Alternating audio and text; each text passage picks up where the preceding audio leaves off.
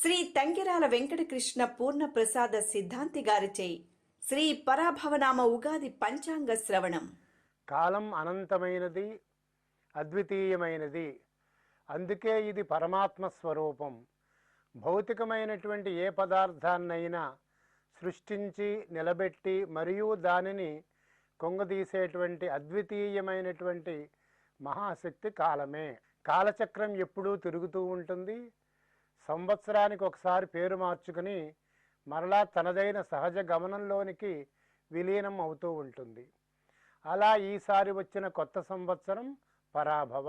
ఈ కొత్త సంవత్సరంలో మేషాది ద్వాదశ రాశుల వాళ్ళకి గోచార ఫలితాలు ఏ విధంగా ఉండబోతున్నాయి, మరి దేశంలో ఈ సంవత్సరం సంభవించబోయేటువంటి ముఖ్య ఘటనలు, ఈ సంవత్సరం ఏ మహానదికి పుష్కరాలు వస్తాయి, మరి ఈ సంవత్సరం తిరుమల శ్రీ వెంకటేశ్వర స్వామి వారికి 2 సార్లు బ్రహ్మోత్సవాలు జరుగుతాయి.